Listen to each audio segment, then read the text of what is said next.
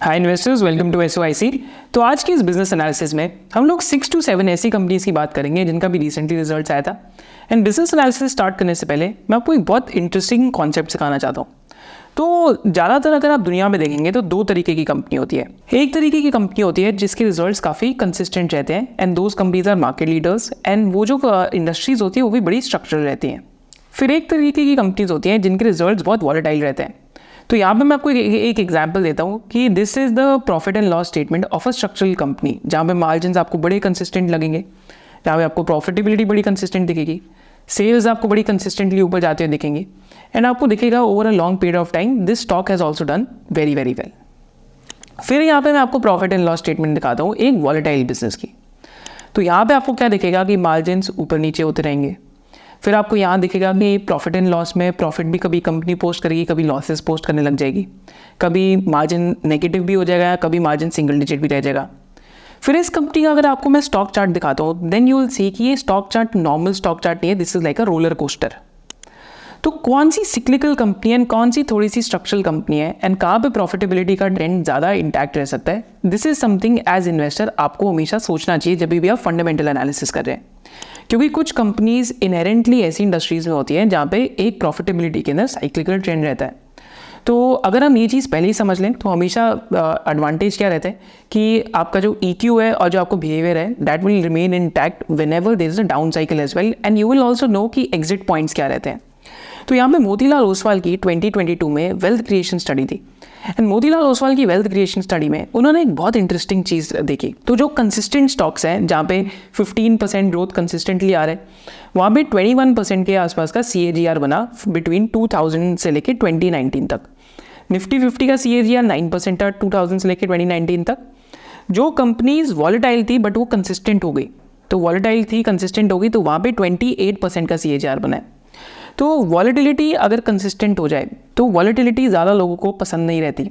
Simple reason है कि अगर आप गाड़ी चला रहे हैं एंड पूरे रोड के ऊपर खड्डे ही खड्डे हैं या तो पूरी रोड के ऊपर स्पीड ब्रेकर्स ही स्पीड ब्रेकर्स हैं, so you won't enjoy the journey because the road is not stable and consistent. तो आपकी ड्राइव एक्सपीरियंस स्मूथ नहीं होगा। But all of a sudden अगर आप ऐसी रोड पे गाड़ी चला रहे हैं जहाँ पे बहुत ज़्यादा स्पीड ब्रेकर्स हैं एंड उसके बाद रोड एकदम स्मूथ हो जाए तो वहाँ पे you will start enjoying the journey. Similarly businesses के केस में भी ऐसा ही होता है। तो businesses are like evolving creatures. तो बिजनेसेस में क्या रहता है कि बिजनेसेस में भी पहले कुछ ना कुछ जब बिजनेस नया स्टार्ट होता है तो ऑलमोस्ट सारे बिजनेस में कमोडिटी एलिमेंट्स होता है एंड किसी को भी ये नहीं पता होता कि हमारा बिजनेस सक्सीड करेगा। फिर बिजनेस में जब थोड़ी सी सक्सेस आती है उसके बाद entrepreneur start going down the value added products curve. तो वैल्यू एडेड प्रोडक्ट कर्व का अगर आप यहाँ एग्जाम्पल लेंगे तो हमने एक बार वीडियो करी थी जिसमें हमने गरवारे टेक्निकल फाइबर्स का एनालिसिस करा था। तो आज से आई थिंक 3-4 ईयर्स पहले वो वीडियो करी थी। बट उस कंपनी में हमेशा पहले क्या होता था कि वो कमोडिटी बिजनेस होता था, फिर धीरे धीरे कमोडिटी एलिमेंट्स छोड़ के वो वैल्यू एडेड प्रोडक्ट के अंदर आ गए। सिमिलरली हमने आज से 2-3 ईयर्स पहले एक और एनालिसिस करा था न्यूलैंड लैब्स का। वहाँ पे भी क्या था कि आज भी बहुत 40 to 50% बिजनेस कमोडिटी बिजनेस है, वेराज धीरे धीरे करके जो CDMO बिजनेस 5-10% होता था आज वो धीरे धीरे बढ़ के 45 to 44% ऑफ द मिक्स हो गए। तो हम कमोडिटी बिजनेस से ज़्यादातर वैल्यू एडेड बिजनेस के अंदर आ रहे हैं।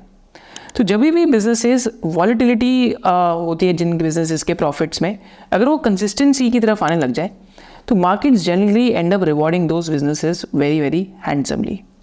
तो आज की इस एनालिसिस में हम लोग काफ़ी सारी कंपनीज़ के रिजल्ट्स देखेंगे एंड हम लोग कंसिस्टेंसी एंड जो वॉलेटिलिटी का एस्पेक्ट है इसके ऊपर काफ़ी ज़्यादा स्ट्रेस करेंगे एंड आपको हर कंपनी का मैं रिस्क पहले ही बता के चलूँगा, फिर रिजल्ट्स की बात करेंगे, फिर कंसिस्टेंसी और वॉलेटिलिटी की बात करेंगे। With this let's start the analysis and also I would like to thank each and every one of you for helping us to achieve the 300K mark on our channel. And अगर आप नहीं होते तो ये 300K of the mark नहीं हो पाता। तो इसके साथ साथ thank you so much for being a subscriber of the channel. Hopefully हमने आपकी जर्नी में बहुत ज़्यादा वैल्यू भी ऐड करी है। With this let's look at the first company.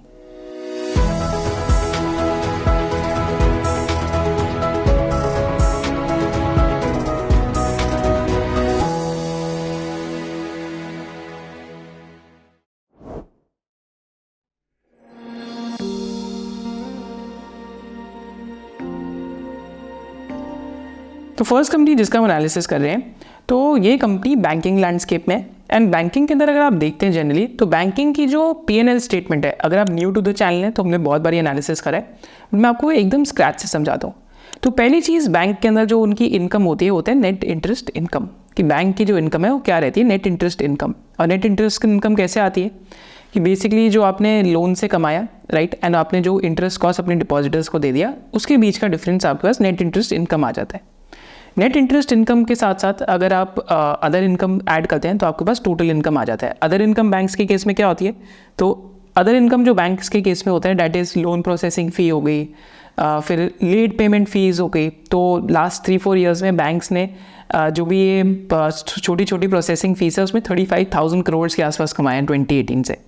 तो टोटल इनकम आ जाती है। फिर टोटल इनकम के बाद बैंक से कुछ खर्चे होते हैं। खर्चे क्या होते हैं, एम्प्लॉय का कॉस्ट होता है, डिप्रिसिएशन होती है, नई ब्रांच लगाई, बिजली का खर्चा होता है, इलेक्ट्रिसिटी का खर्चा होता है, राइट, वेजेस हाइक होती हैं, अगर बैंक एडवर्टाइज करते हैं तो एडवर्टीजमेंट का खर्चा होता है। So this is something that we term as opex, कि बैंक का ऑपरेटिंग एक्सपेंडिचर है। तो अगर बैंक अपनी एप्लीकेशन भी नहीं बना रहे तो उसमें भी ओपेक्स होएगा, तो इसको हम ओपेक्स कहते हैं। तो जब आप टोटल इनकम में से ओपेक्स माइनस करते हैं बैंक का, तो आपके पास एक और इंटरेस्टिंग चीज़ रह जाती है जिसको हम कहते हैं PPOP, that is pre provision operating profit. तो प्री प्रोविजन ऑपरेटिंग प्रॉफिट क्या होते हैं कि प्रोविजनिंग से पहले, माने जब लोन्स गो बैड, तो ख़राब लोन्स के लिए आप मनी सेट असाइड करते हैं, तो उसको हम पीपॉप कहते हैं। तो pre provision operating profit is like operating profits for a bank, जो मैन्युफैक्चरिंग ऑर्गेनाइजेशन में, जिसको हम ईबिट भी कह सकते हैं। तो बैंक्स के केस में ख़राब चीज़ क्या होती है कि जो लोन्स ख़राब हो जाते हैं उनके अगेंस्ट आपको प्रोविजनिंग करनी पड़ती है। तो प्रोविजनिंग को हम कहते हैं क्रेडिट कॉस्ट। तो आप हमेशा देखेंगे पीपॉप के नीचे एक लाइन होती है जिसको हम कहते हैं प्रोविजनिंग, या फिर क्रेडिट कॉस्ट, या फिर राइट ऑफ भी रहता है वहाँ पे। तो पीपॉप से अगर आप क्रेडिट कॉस्ट माइनस करेंगे, आपके पास प्रॉफिट बिफोर टैक्स आ जाएगा। प्रॉफिट बिफोर टैक्स में से टैक्स माइनस करेंगे तो प्रॉफिट आफ्टर टैक्स आ जाएगा। प्रॉफिट आफ्टर टैक्स को टोटल एसेट से डिवाइड करेंगे तो बैंकिंग की एक बहुत की मेट्रिक आ जाएगा आपके पास, return on asset. Return on asset को फाइनेंशियल लेवरेज से मल्टीप्लाई करेंगे तो आपके पास रिटर्न ऑन इक्विटी आ जाएगा। तो ROE एंड ROA बैंकिंग में बहुत दो इंपॉर्टेंट एस्पेक्ट्स हैं। बट ROE एंड ROA के ड्राइवर क्या है, that is net interest income, कि आपने कितना लोन दे के इंटरेस्ट इनकम कमाई, आपका ओपेक्स कितना ज़्यादा था या कितना कम था, this is the second driver. Third key driver is कि आप अपनी ब्रांचेस की प्रोडक्टिविटी बढ़ा पा रहे हैं नहीं बढ़ा पा रहे, या एम्प्लॉयज़ की प्रोडक्टिविटी बढ़ा पा रहे हैं नहीं बढ़ा पा रहे। So that is the third key driver. And fourth key driver is reduction in credit cost. तो इन्वेस्टर्स हमेशा ROA एंड ROE की तरफ देखते हैं and they track these two figures like a hawk. And साथ साथ बैंक्स के जो GNP है, NNP है, उनको भी investors track like a hawk. तो यहाँ पे हम फर्स्ट जो बैंक का एनालिसिस कर रहे हैं, इसका नाम है Equitas small finance bank, and इनका Q1 FY24 रिजल्ट आया। तो रिजल्ट्स में तो कुछ 91 to 97% profit after tax growth थी। तो रिजल्ट ऑप्टिकली तो लुक वेरी गुड। बट क्या रीजंस थे कि बैंक के अगर हम ROE ट्री करते हैं तो ROE ट्री में कहाँ पे मिस था। तो अगर हम इक्विटास स्मॉल फाइनेंस बैंक की बात करते हैं तो पहले तो मैं आपको इनका जो की मैट्रिक्स है वो दिखाता हूँ। तो की मैट्रिक्स में अगर आप ROE देखेंगे तो बैंक का ROA अभी 2.2% के ऊपर चला गया। तो अब Q3, Q4, Q1, so these are the 3 quarters जहाँ पे बैंक का फर्स्ट टाइम ROA 2% के ऊपर कंसिस्टेंटली गया है। इसके अलावा अगर आप GNPA देखेंगे तो ग्रॉस नॉन परफॉर्मिंग एसेट होते हैं, जो 90 डेज से इंटरेस्ट और प्रिंसिपल रीपेमेंट नहीं आई, तो वो 3.95% से गिर के अभी 2.6% के आसपास आ गए। एंड अगर आप एनुअली देखेंगे तो annually it has gone down to pre covid levels, यानी कि जो प्री कोविड से पहले इनका net like gross non performing asset रहता था। इसके अलावा रिटर्न ऑन इक्विटी देखेंगे तो लास्ट 3 क्वार्टर से 14% से ज़्यादा, ऑलमोस्ट 15% के आसपास रिटर्न ऑन इक्विटी बैंक की होने लग गई है। तो इस बारी जो बैंक का रिजल्ट आया था, तो इस बारी बैंक के रिजल्ट में जो प्रॉफिट आफ्टर टैक्स की ग्रोथ थी YOY, that was 97% year on year, मैंने पिछले साल के सेम क्वार्टर से। क्वार्टर ऑन क्वार्टर ग्रोथ थी 1% की। तो what was this driven by, net interest income की ग्रोथ देखते हैं या नेट इनकम की ग्रोथ देखते हैं, that is net interest income plus other income. तो यहाँ पे 31% की ग्रोथ थी। वैसे एम्प्लॉय कॉस्ट की अगर आप ग्रोथ देखते हैं तो कंपनी ने बहुत ज़्यादा ओपेक्स करा, तो एम्प्लॉय कॉस्ट ऑलमोस्ट 45% से ग्रो करा। Opex grew by 35%, right. And इसके अलावा अगर आप क्रेडिट कॉस्ट देखते हैं तो क्रेडिट कॉस्ट डिक्लाइन बाय 58%। तो इक्विटास स्मॉल फाइनेंस बैंक के केस में इस बारी जो ROA 2% का आया, that was driven by lower credit cost, better asset quality. And इसके साथ साथ अगर हम यहाँ चेक करते हैं तो ओपेक्स वाज एक्सट्रीमली हाई। तो कॉस्ट टू इनकम करके एक और रेशियो होती है जब हम बैंक्स की बात करते हैं। तो कंपनी का जो पूरा ओपेक्स है उसको अगर आप टोटल इनकम से डिवाइड कर देंगे तो आपके पास कॉस्ट टू इनकम रेशियो आ जाएगी। तो 65% कॉस्ट टू इनकम रेशियो का क्या मतलब है, To earn 1 rupee of income, you have spent 65 paisa in the cost. This is what it means. And this is one of the highest when it comes to the banking landscape. IDFC First का तो 70% से भी above है. तो banks को ये opex क्यों करना पड़ता है? तो अगर आप एक्विटास के केस में देखेंगे तो it's a secured banking business and यहाँ पे दे हैव मल्टीपल प्रोडक्ट्स. तो यहाँ पे कॉनकॉल से आपको एक इंसाइट देता हूँ कि कॉनकॉल में बैंक ने नए लोन ओरिजिनेशन सिस्टम लगाए हैं. एंड लोन ओरिजिनेशन सिस्टम आप तब लगाते हैं जब आप नए नए प्रोडक्ट्स लॉन्च कर रहे हैं या फिर आप जो न्यू जोग्राफीज़ हैं उनके अंदर जा रहे हैं. तो क्योंकि यहाँ पे नए नए जोग्राफीज़ में भी गए हैं, नए नए प्रोडक्ट्स भी लॉन्च हो रहे हैं, अभी क्रेडिट कार्ड भी लॉन्च हो रहा है बैंक का. तो this has led to elevation in opex. And Q4 to Q1 में अगर आप ओपेक्स देखेंगे तो हमेशा ज़्यादा ही दिखेगा Q1 में, क्योंकि Q1 में हमेशा एम्प्लॉयज़ का जो वेज हाइक होता है. तो जब भी आप किसी भी फाइनेंशियल इंस्टीट्यूशन का देखेंगे तो Q1 में जो वेज हाइक्स होते हैं उसको दिया जाता है. तो these are some of the reasons why opex was elevated, but still the ROA was maintained at 2%. तो यहाँ पे हमें क्या सोचना है कि क्रेडिट कॉस्ट तो अब उनका गिर गया, माने कि बैंक का जो प्रोविजन कवरेज रेशियो था खराब लोन्स के लिए आप कितना कवर प्रोवाइड कर रहे हैं, that has also increase by almost two 58%. तो बैंक का गाइडेंस है ये 58% विल गो टू 65%. एंड किसी ने कॉन कॉल में पूछा जो स्ट्रीट का कंसर्न है इस टाइम पे कि आपका जो 2% का ROA है क्या वो होल्ड हो पाएगा नहीं हो पाएगा. तो bringing back you to the first segment of the analysis, जब हमने ROA ट्री की बात करी तो ROA ट्री में हमने देखा कि बैंक अभी 25% प्लस लोन ग्रोथ की बात कर रहे हैं.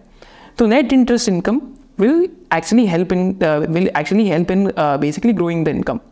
फिर सेकंड क्या है कि बैंक का इस साल क्रेडिट कॉस्ट इतना नहीं होएगा, फिर भी PCR रेशियो बैंक की बढ़ जाएगी. तो यहाँ पे credit cost will also help to drive the ROA. And third thing is कि कॉस्ट टू इनकम जो Q1 में 65% का था वो Q2, Q3, Q4 में, तो बैंक ने यहाँ पे कॉनकॉल के अंदर भी अगर आप चेक करते हैं तो MD का जो कमेंट्री है कि गोइंग फॉरवर्ड कि they are expecting productivity to improve and such high cost to income won't be there. क्योंकि इस क्वार्टर में अगर आप कॉनकॉल में देखते हैं तो 7.5 करोड़ का एक एक्सपेंडिचर IPL की एड्स पे भी था. तो अगर आप बैंगलोर या गुजरात की टीम को फॉलो करते हैं तो वहाँ पे भी उन्होंने एड पे एक्सपेंसेस करे थे. So these are some of the things जो मतलब अगर आप इन्वेस्टर हैं तो आपको ट्रैक करनी चाहिए जब भी आप कोई भी बैंक पढ़ रहे हैं. तो यहाँ पे और एक और रिस्क के अंदर बात करूँ तो नेट इंटरेस्ट मार्जिन माने जो ग्रॉस प्रॉफिट मार्जिन है बैंक के इस टाइम पे कॉन्ट्रैक्ट हो रहे हैं. क्यों कॉन्ट्रैक्ट हो रहे हैं? क्योंकि 83% loan book fixed in nature है. Fixed in nature loan book से क्या होता है कि जब इंटरेस्ट रेट बढ़ते हैं तो आप तो 18% ही यील्ड चार्ज कर रहे हैं, राइट. तो आपका कॉस्ट ऑफ फंड तो बढ़ते जा रहे हैं. तो कॉस्ट ऑफ फंड बढ़ रहा है बट आप आगे से और अमाउंट नहीं बढ़ा सकते क्योंकि आपकी 83% loan book is fixed rate in nature. तो आपके बीच के जो मार्जिन है दे स्क्वीज. तो मार्जिन स्क्वीज तो तब रहता है जब इंटरेस्ट रेट्स बहुत बढ़ जाते हैं. जब इंटरेस्ट रेट्स घटते हैं तो एक ऑपोजिट इम्पैक्ट रहता है. तो this year the company expects कि इनका 9% का जो नेट इंटरेस्ट मार्जिन है that will go to 8.5%. But ROA अगर 2% पे सस्टेन कर जाता है तो बिगनिंग ऑफ द एनालिसिस में मैंने आपको बताया कि अगर किसी बैंक का किसी बैंक या किसी इंस्टीट्यूशन या किसी कंपनी का जो प्रॉफिटेबिलिटी है वॉलेटाइल से कंसिस्टेंट होने लग जाए, so that is something that someone needs to track. अगर आप ये बिजनेस को ट्रैक कर रहे हैं तो इस बिजनेस में हमने आज से 1-1.5 साल पहले एनालिसिस भी करा था, आप उसको भी देख सकते हैं. And consistency in return ratios going forward is the number 1 metric to track.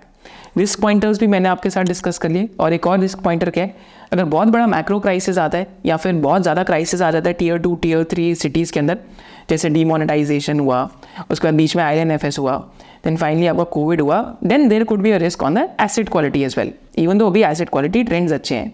तो ये थोड़े से रिस्क पॉइंटर्स है जो हमें केयरफुली कंसिडर भी करना चाहिए जब भी हम किसी बिजनेस या किसी स्टॉक को देख रहे हैं. एंड लास्टली अगर हम एक्विटास का GNPA NNPA कंपेयर करते हैं तो Cholamandalam type will be the right metric, क्योंकि यहाँ पे कमर्शियल व्हीकल लेंडिंग भी है, फिर स्मॉल बिजनेस लोन्स भी है, एंड यहाँ पे माइक्रो फाइनेंस लोन्स नहीं है. क्योंकि माइक्रो फाइनेंस में या तो आपका NNPA बिलो 1% रहता है और यहाँ तो सीधा आपका 8 या 9% के आसपास रहता है जब साइकिल खराब होती है. तो चोलामंडलम का भी अगर आप GNPA और NNPA देखेंगे तो GNPA चोलामंडलम का भी 3 to 4% के आसपास रहता है, because that is a borrower behaviour कि अगर आप कमर्शियल व्हीकल में लेंड कर रहे हैं किसी को तो आपका उसके बाद 90 डेज बाद यूजुअली पेमेंट नहीं आ पाता. तो अगेन एज एन NBFC और as a bank you have to leave it to the borrower. तो this is the business model the way it is. तो यहाँ पे कंपैरिजन चोलामंडलम के टाइप ऑफ एसेट क्वालिटी से या प्रोडक्ट बास्केट से, that is something that makes a lot more sense. So this was the first result analysis. अगर आपको कोई बल्ब ऑन मूवमेंट हुआ तो do let me know in the comment section कि आपको क्लैरिटी हो रहा है. तो बिफोर गोइंग फॉरवर्ड, अगर आपको भी फंडामेंटल एनालिसिस बहुत अच्छे से सीखना है एंड अब आपने आपको सारे कॉन्सेप्ट्स क्लियर करने हैं एंड साथ साथ आपको एक बहुत इंपॉर्टेंट चीज़ सीखनी है कि एक स्टॉक से एग्जिट कब लेते हैं, क्योंकि अब अभी तो एकदम ऐसी बुल मार्केट में है जहाँ पे most of the businesses are going up. So we actually teach both these things in our SOIC membership. And अभी आज इंडिपेंडेंस डे वीक चल रहा है एंड इंडिपेंडेंस डे वीक में our effort is to educate maximum Indian investors as possible. So as a part of Independence Day week, we are giving a one-time offer on the SOIC membership, जहाँ पे आपको 1 year membership 15,000 की 12,500 में मिलेगी and आपको जो 3 year membership है that you will get from 30,000 at 24,000 and 999. So if you want to subscribe to the membership, this is a limited one-time offer which is valid till 16th of August. Link is there in the description below. And इसके साथ साथ आपको what to look for in a business, when to buy a stock and when to exit a stock, all these things are taught in one SOIC membership. तो इसके साथ साथ हम चलते हैं सेकंड बिजनेस की तरफ. पहले तो हमने इक्विटास की बात करी, अब सेकंड बिजनेस की जिसकी हम बात करते हैं जहाँ पे रिजल्ट्स अच्छे आए, दैट वाज PI इंडस्ट्रीज़. तो जब हम PI इंडस्ट्रीज़ की बात करते हैं तो यहाँ पे हमने 3 years पहले PI इंडस्ट्रीज़ का भी एनालिसिस करा था, फिर बीच में 2 अपडेट वीडियोज़ भी करी थी. तो PI इंडस्ट्रीज़ को अगर हम देखते हैं तो इस क्वार्टर में PI इंडस्ट्रीज़ का जो ग्रोथ रेट था दैट वॉज बियॉन्ड 30 to 35%. तो माने PI इंडस्ट्रीज़ की जो इस क्वार्टर के अंदर ग्रोथ आई थी that was very very healthy, क्योंकि एग्रोकेमिकल्स में शारदा क्रॉपकेम लॉसेस में चला गया, UPL का भी डी ग्रोथ हो गया. This PI industries has still shown almost 46% PAT growth. One of the reasons was कि PI इंडस्ट्रीज का one of the major molecules is from a company which is known as QMI chemicals. तो PI industries contract manufacturing करता है agrochemicals के लिए, जो innovator companies हैं उनके लिए. इनोवेटर कंपनीज कौन सी है? जो R&D करके आपके पेटेंटेड मॉलिक्यूल्स बनाती है. तो R&D करके जो पेटेंटेड मॉलिक्यूल्स बना रही है तो वो उनको कहीं से कॉन्ट्रैक्ट मैन्युफैक्चरिंग भी करानी है, तो वो PI इंडस्ट्रीज़ करता है. तो यहाँ पे अगर molecule becomes a blockbuster hit तो PI industries also ends up benefiting. तो ये सिमिलरली जब आप आज एग्रोकेमिकल की डीस्टॉकिंग देखते हैं तो हमने SRF की वीडियो में अभी पिछले सिखाया था, अगर आपको देखनी है वो भी देख सकते हैं. तो वर्ल्ड वाइड जो जेनेरिक एग्रोकेमिकल मॉलिक्यूल्स हैं उनकी प्राइसिंग एग्जांपल लेते हैं तो $14 का जो मॉलिक्यूल था उसकी प्राइसिंग आज $4 पर मॉलिक्यूल रह गई है. तो इनोवेटर मॉलिक्यूल्स में ये प्राइसिंग प्रेशर इतना नहीं है, क्योंकि इनोवेटर मॉलिक्यूल्स में एक पैटेंट प्रोटेक्शन होता है. तो PI इंडस्ट्रीज़ का जो मेजर कस्टमर है दैट इज QMI केमिकल्स, वहाँ पे उनका एक की मॉलिक्यूल है बाय द नेम ऑफ पायरोक्सासल्फोन, जो आई थिंक PI इंडस्ट्रीज़ का मेजॉरिटी ऑफ द एक्सपोर्ट्स में भी काफ़ी कॉन्ट्रीब्यूशन है. एंड पायरोक्सासल्फोन का ब्राज़ील के अंदर रजिस्ट्रेशन हुआ है which is world's largest agrochemical market. तो पायरोक्सासल्फोन जिससे PI इंडस्ट्रीज़ की बहुत ग्रोथ आ रही है. तो रिसेंटली अगर आप वहाँ पे चेक करते हैं तो QMI केमिकल्स एंड यहाँ पे एक रिसर्च रिपोर्ट भी है, तो दोनों ने बात करी है कि पायरोक्सासल्फोन की ग्रोथ रेट जो है that will even increase going forward. So basically this is what is driving the growth. और अगर हम बात करते हैं तो यहाँ पे इस क्वार्टर में जो मार्जिन था PI इंडस्ट्रीज़ का ऑलमोस्ट 25% के आसपास चला गया EBITDA मार्जिन. तो 200 बेसिस पॉइंट्स माने 2% की इंप्रूवमेंट थी ईयर ऑन ईयर. एंड इसके साथ साथ कंपनी का क्या गाइडेंस है? कंपनी का गाइडेंस है 18 to 20% revenue growth with improving margin over a period of time, तो होते ही रहेगा. So this is a business which we have analysed twice in the last 3 to 4 years. तो आप वो वीडियोज़ भी देख सकते हैं. बट एग्रोकेमिकल्स जहाँ पे अभी बाकी कंपनीज लॉसेज में चली गई हैं, so performance of this and especially SRF in agrochemical division, तो only these 2 companies have reported growth this quarter when it comes to exports. So this was the second company that we analysed. तो हम आते हैं third company की तरफ. तो आज से 1 or 2 months पहले हमने एक स्मॉल कैप अपॉर्चुनिटीज़ पे एक लाइव वीडियो करी थी, तो आप यहाँ देख भी सकते हैं. तो इसमें हमने एक बिजनेस का एक डिस्कशन करा था विच is known by the name of Talbros automotive. तो टालब्रोज ऑटोमोटिव का उस टाइम पे हमने डिस्कशन करा था. वैसे स्मॉल कैप की रैली बहुत फास्ट है, तो I think one needs to realise कि रिस्क फैक्टर्स बढ़ जाते हैं जब वैल्यूएशंस बढ़ जाती हैं. बट यहाँ पे फिर भी मैं एक अपडेट इसलिए दे रहा हूँ क्योंकि काफ़ी लोगों ने वो वाली वीडियो भी देखी थी. तो टालब्रोज ऑटोमोटिव के रिजल्ट्स आए एंड जब टालब्रोज ऑटोमोटिव के इस क्वार्टर के जो रिजल्ट्स आए तो बेसिकली इनका EBITDA 34% ग्रो करा, profit after tax grow by 46% and total income grow by 20%. And इसके अलावा अगर हम देखते हैं तो टालब्रोज का जो EBITDA मार्जिन है, जो उनका लॉन्ग टर्म गाइडेंस है, तो लॉन्ग टर्म गाइडेंस है कि basically they want to achieve a top line of 2200 crores by FY 27. And और क्या चीज़ें हैं यहाँ पे? So they want their export sales to improve from 25% to 35%, EBITDA margin to improve from 14 to 16%, and ROC to go above 20% going ahead, and total debt को they want to bring it under 100 crores.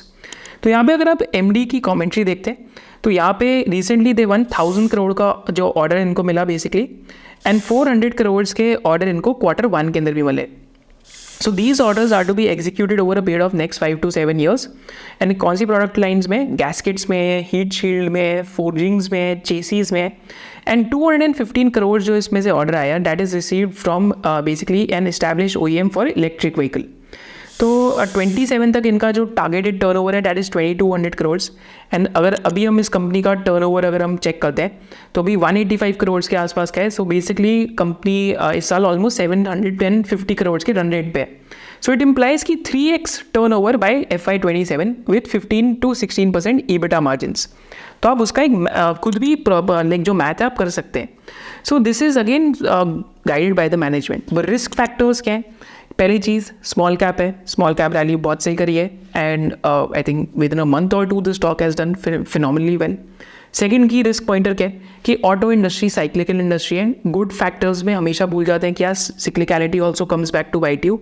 So these are 2 or 3 की risk pointers that we should remember. And एक और risk pointer क्या है कि some part of their business is also expose to internal combustion engine. तो ICE वाले factor को हो सकता है लंबे समय में टर्मिनल वैल्यू ना मिले. तो ये 4-5 रिस्क फैक्टर्स आप सबको कंसिडर करने चाहिए. पी मल्टीपल अभी भी 20 to 22 टाइम्स है. एंड अगर ग्रोथ आती है तो हो सकता है कि स्टॉक सस्ता भी हो या महंगा भी हो सकता है, वो चीज़ आपको देखनी पड़ेगी.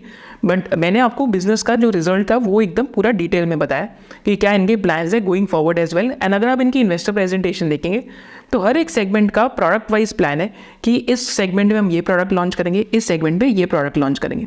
सो दिस इज़ वन बिजनेस जो हमने आज से 1-2 मंथ्स पहले एनालाइज करा था. एंड इसकी कॉन कॉल एंड जो इन्वेस्टर प्रेजेंटेशन है, it is something that you should definitely look at your self. And risk factor क्या है कि नियर टर्म में बहुत फास्ट रनअप आ चुका है, तो आपको ये ज़रूर कंसिडर करना चाहिए.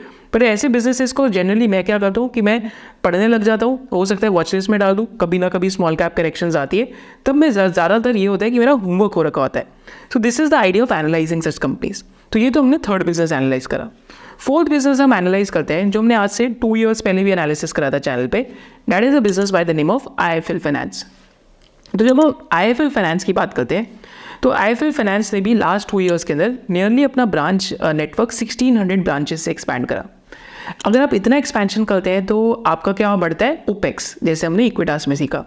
तो जब ओपेक्स बढ़ता है तो कॉस्ट टू इनकम बढ़ेगा, तो कॉस्ट टू इनकम भी 43% हो गया. गोइंग फॉरवर्ड इनका प्रोडक्टिविटी इंप्रूवमेंट की वजह से opex won't increase so much. तो कॉस्ट टू इनकम का इस बार कॉन कॉल में क्या गाइडेंस दिया कि 43% से cost to income should go down to 35%. AUM growth का क्या गाइडेंस है? 25% के आसपास. एंड इसके साथ साथ अगर आप कंपनी का इस क्वार्टर के रिजल्ट्स देखते हैं तो इस क्वार्टर के रिजल्ट्स में company has done almost 20% return on equity. And 20% return on equity के साथ साथ कंपनी का जो ROA है 3.6% के आसपास हो गए. 19.1% रिटर्न ऑन इक्विटी, जो एक्चुअली ROE कम क्यों हुई है क्योंकि कंपनी ने अभी डाइल्यूशन करा है, तो इनका जो हाउसिंग फाइनेंस सब्सिडी है वहाँ पे मनी रेस करा है. Pre provision operating profit, PPOP जो ऑपरेटिंग प्रॉफिटेबिलिटी बताता है, that has grown 20%. And profit after tax has grown by 43% year on year. Right, quarter on quarter भी profit after tax has grown by 3% in spite of quarter 1 being a leaner quarter as compared to quarter 4. अब इस time पे IIFL में growth क्यों इतनी सही आ रही है? One of the reasons is कि micro finance business has turn around. And micro finance में अभी भी इनका बहुत ज़्यादा क्रेडिट कॉस्ट है. And micro finance has turn around for everyone. So I think this year going है micro finance will lead to their growth. अगर हम प्राइस टू बुक पे देखते हैं तो अभी बुक वैल्यू ऑलमोस्ट 240 रुपीज़ के आसपास है, फिर शेयर प्राइस कुछ 575 के आसपास है. तो प्राइस टू बुक पे अगर आज हम चेक करते हैं तो IIFL कुछ 2.7 to 2.75 टाइम्स के बीच में. पी रेशियो पे आज IIFL 14.3 या 14.5 टाइम्स के आसपास है. एंड ग्रोथ रेट्स 25% के आसपास आ रहे हैं. So this is just a revision of the video that we did almost 2 years ago, and this is also one of the businesses which has done extremely well. अभी भी growth rates are continuing. तो इसमें भी आपको credit cost का ध्यान रखना है. एंड मल्टीपल लाइनर NBFC है, गोल्ड लोन्स भी हैं, बिजनेस लोन्स भी हैं, फिर आपके हाउसिंग लोन्स भी हैं, फिर आपके साथ साथ माइक्रो फाइनेंस लोन्स भी हैं. So I think this year gold loans, housing loans and micro finance, this should be the driver of the growth.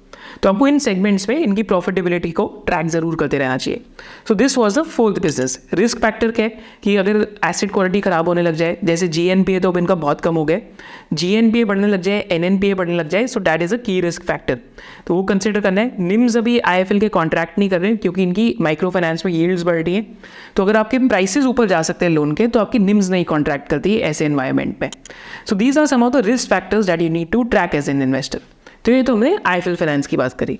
अब हम चलते हैं फिफ्थ बिजनेस की तरफ। तो जब हम फिफ्थ बिजनेस की बात करते हैं, यहाँ पे भी आप पहले इस बिजनेस की प्रॉफिट एंड लॉस स्टेटमेंट देखिए। तो अगर आप देखेंगे तो मार्जिन ओवर 23-24% काफ़ी कंसिस्टेंट रहे हैं बिजनेस के।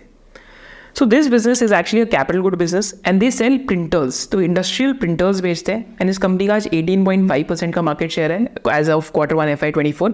एंड साथ साथ इस बिजनेस की अगर हम डिस्कशन करें तो ये प्रिंटर्स बेचते हैं, बट असली पैसा ये प्रिंटर्स के जो कंज्यूमेबल्स हैं उस पर कमाते हैं। तो basically you sell the printers and you make money on the consumables. So it's a razor blade business model. कि अगर आप जिलेट का एग्जाम्पल लेते हैं तो जिलेट बेसिकली जो रेजर है वो बेचते हैं, बार बार जो ब्लेड्स है उनकी रिप्लेसमेंट रहती है। तो यहाँ पे इनका जो यूज़ केस है बेवरेजेस इंडस्ट्री में, FMCG इंडस्ट्री के अंदर है, केबल एंड वायर इंडस्ट्री के अंदर है, फार्मा इंडस्ट्री के अंदर है। तो अक्रॉस द सेक्टर्स यहाँ पे जो इंडस्ट्रियल प्रिंटिंग है इसका यूज़ केस रहता है। So name of the company is control print. And ऐसे बिजनेसेस अगेन अगर आप इनकी कॉन देखेंगे तो इस क्वार्टर की जो रिजल्ट्स थे, this was their highest ever sales in Q1। माने हर Q1 में इनकी सेल्स डिप करती है Q4 से, but this was their highest ever sales in Q1। And यहाँ पे वॉल्यूम ग्रोथ की क्या बात करते हैं हमेशा कि इंडियन GDP का 1.5 टाइम्स इनका ग्रोथ रहना चाहिए। अगर GDP ग्रोथ 7% है तो इनकी ग्रोथ रेट्स 10.5 to 11% रहेंगी। अगर GDP ग्रोथ 4% है तो इनकी ग्रोथ रेट भी सिर्फ 6-7% रहेगी। तो it's a very very sustainable volume growth business. And आज पी रेशियो कंपनी का 20 to 21 टाइम्स है एंड वही 11 to 12% की वॉल्यूम ग्रोथ तो बिजनेस के अंदर आ रही है because of sales of consumable. And इस क्वार्टर में भी अगर हम इंडस्ट्री स्ट्रक्चर की बात करें तो कॉल में मैनेजमेंट ने क्या बताया कि ऑलिगोपोलिस्टिक इंडस्ट्री है, 3-4 ही प्लेयर्स हैं इस इंडस्ट्री के अंदर। And like most of the players are doing well क्योंकि इंडिया में अभी इंडस्ट्रियल प्रोडक्शन अच्छा कर रही है। So again it's a proxy to the industrial production in India. Margins अगर आप इस क्वार्टर में देखेंगे तो gross margins have contracted a bit, जो कॉग्स के बाद आते हैं। फिर EBITDA मार्जिन्स आर मोर और लेस सस्टेनेबल। तो ये EBITDA मार्जिन्स जो सस्टेनेबिलिटी का ट्रेंड है, लॉन्ग टर्म अगर आप देखेंगे तो लॉन्ग टर्म से EBITDA मार्जिन सस्टेन कर रहे हैं। फिर हम देखते हैं कि कंपनी ने क्या डिविडेंड पे आउट या शेयर होल्डर्स के साथ वेल शेयर करी या नहीं करी। So company has always paid out 20 to 25% of the profits as dividend. And इस क्वार्टर में कंपनी ने एक शेयर बायबैक भी अनाउंस करा है। सो अगेन अब शेयर होल्डर्स के साथ पे आउट भी अच्छा है, कंसिस्टेंट टाइप बिजनेस है, बट ग्रोथ रेट्स इंडिया की जो GDP ग्रोथ है उसके साथ फ्लक्चुएट करते हैं। एंड इस क्वार्टर में भी दीज रिजल्ट्स क्वार्टर आए बिकॉज कैपिटल गुड्स में अभी 20-21 PE पे ज़्यादा बिजनेसेस मिल नहीं रहे। सो this was also one more business जिसका हमने अभी रिजल्ट्स एनालाइज करा। रिस्क फैक्टर क्या है कि अगर मैक्रो इकोनॉमिक्स अगर इंडिया GDP ग्रोथ स्लो हो जाती है, that is one risk factor. Second risk factor क्या है कि क्योंकि कैश जनरेशन बहुत है बिजनेस में, तो ज़्यादा एक्विजिशंस कर लें या फिर अगर शेयर होल्डर्स के साथ वेल शेयर ना करें तो डैट इज़ ऑल्सो की रिस्क फैक्टर। क्योंकि जब लास्ट टाइम इंडिया में स्लो डाउन हो गया था इकॉनमी में 2017 to 19 से, तो इनकी भी ग्रोथ रेट्स काफ़ी ज़्यादा स्लो डाउन हो गई थी एंड इनका ग्रोथ रेट उतना अच्छा नहीं था क्योंकि ये इंडियन मैक्रो के साथ लिंक्ड है। अब हम चलते हैं टुवर्ड्स द लास्ट बिजनेस जिसका हम अभी आपके साथ डिस्कशन कर रहे हैं। तो यहाँ पे मोल्टेक पैकेजिंग की बात करें एंड मोल्टेक पैकेजिंग के जो Q1 FY24 के रिजल्ट्स थे दे वर वेरी वेरी सबड्यूड। तो हमने अभी रिसेंटली बिजनेस का एनालिसिस भी करा था चैनल पे, अगर आपको बिजनेस समझना है तो आप वो भी देख सकते हैं। बट एक चीज़ मैं आपको यहाँ पे दिखा दूँ, when it comes to valuations, तो लंबे समय की जो PE रेशियो है बिजनेस की आज 42-41 चल रही है, but long term average median PE company की 32-33 टाइम्स के आसपास की। तो बिजनेस एनालिसिस में भी यही बताया था कि valuations could be on the higher side, पर क्योंकि बिजनेस काफ़ी इंटरेस्टिंग है, it's a proxy to growth of paints, FMCG and pharmaceuticals and other type of packaging. तो इस क्वार्टर में इनका जो एक पेंट्स का बिजनेस है, पेंट्स के बिजनेस में सॉफ्टवेयर ग्रोथ थी बिकॉज इनका जो एक पेंट का प्लांट है वहाँ पे जो इनका एंड कस्टमर है, तो एंड कस्टमर चाहे वो एशियन पेंट्स हो, तो एशियन पेंट्स का वो वाला प्लांट इस टाइम पे बंद पड़ा हुआ है because of maintenance and that plant is finally gone back life. इसके साथ साथ FMCG में इनकी Q-Packs की सेल ज़्यादा थी, तो Q-Pack इनका लोअर मार्जिन बिजनेस है, तो इनका EBITDA पर किलो जो वैसे 42 पे रहता है इस क्वार्टर में ऑलमोस्ट 38 रुपीज़ के आसपास आया, 38 to 39 रुपीज़ का। सेल्स वॉल्यूम की ग्रोथ बेयरली इस क्वार्टर के अंदर 2% के आसपास की थी, वैसे EBITDA per kilo degrew and EPS degrew by 10 to 15% के आसपास। इसके अलावा देखते हैं क्वार्टर कॉन कॉल में क्या गाइडेंस थी कंपनी की। तो company basically guided for 11% volume growth this year and next year इनका जो फार्मा का डिवीजन है that is coming into play. तो अगर आप इनके ओवरऑल EBITDA पर किलो देखते हैं तो lowest EBITDA per kilo business is the paints business, जहाँ पे 25 to 30 रुपीज़ ये कामकाजी मुनाफा पर किलो ऑफ पैकेजिंग कमाते हैं। फिर FMCG का business is a higher margin business, तो आप यहाँ देख सकते हैं कितना मार्जिन है बिट्टा पर किलो में। एंड फार्मा का जो ये बिजनेस अभी सेटअप कर रहे हैं, जहाँ पे 50-60 करोड़ सेल्स की बात कर रहे हैं 1-2 ईयर्स में, that business has a highest EBITDA per kilo, that is at 150 rupees. तो कंपनी का वैल्यू एडेड प्रोडक्ट्स कैसे मिक्स शिफ्ट होता है over 2-3 years, this is something that is interesting to be seen. But ये साल इनका थोड़ा सा सबड्यूड लग रहा है because of slow start in Q1। एंड ये स्लो स्टार्ट ज़्यादातर क्यों हुई? क्योंकि पेंट्स के बिजनेस में डीग्रोथ हुई। अगर आप चेक करेंगे तो पेंट्स का business degrow from 85 crore to 80 crore quarter and from 100 crore to 80 crore.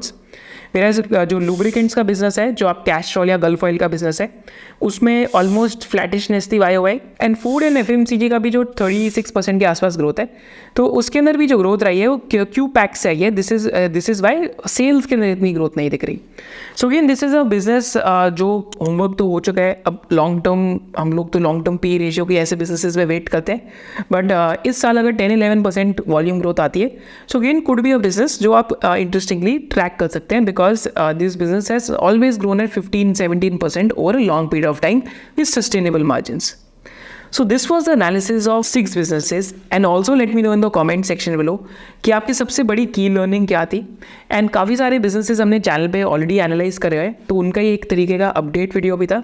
And साथ साथ आप भी मेरे को ये बताइए कि आपको अगला एनालिसिस कौन से बिजनेस पे देखना है, या वो आपको अगली वीडियो कौन सी बुक के ऊपर देखना है, क्योंकि हम एक बुक के ऊपर भी एनालिसिस करने वाले हैं।